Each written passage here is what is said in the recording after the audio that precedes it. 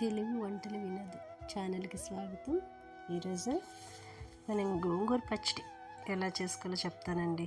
ప్రతి ఒక్కరు చేసుకుంటారు గోంగూర పచ్చడి, తేడా ఏమీ లేదు. కాకపోతే ఇందులో చిన్న మార్పు.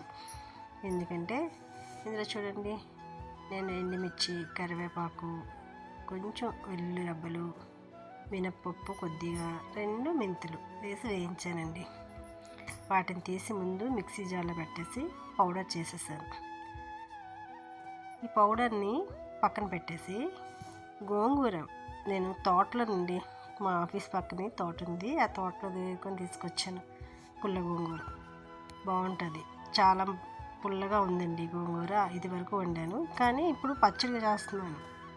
ఇందులో చూడండి, ఆకు వేస్తాను కదా, 2 పచ్చిమిర్చి, కొంచెం సాల్ట్ వేసి మూత పెట్టేస్తే దగ్గరగా కొంచెం మగ్గిపోయిందండి.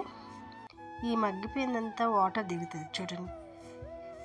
ఈ వాటరు దిగినంతసేపు కూడా దాన్ని బాగా దగ్గరికి అయిపోయేటట్టు ఆకు మూకుల్లోనే బాగా దగ్గరగా వేయించాలండి. అది కొంచెం నీరు బయటకు వచ్చేసిన తర్వాత ఆ నీటిని ఉంచిద్దాం. ఎందుకంటే ఆ నీరు అంతా ఇంకా అంటే మనకు టైం పడుతుంది, ప్లస్ అంత పులుపు కూడా బాగుండదు అనిపిస్తుంటుంది అనమాట.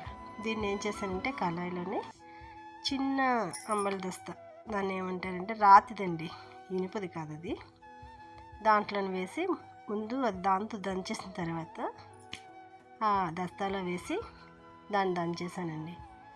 పౌడర్ కొట్టాను కదండి. ఇందులోని సాల్ట్ సరిపోయినంత వేసుకున్నాను కాబట్టి మనకి నచ్చితే, సరిపోకపోతే మళ్ళీ కొంచెం వేసుకోవచ్చు.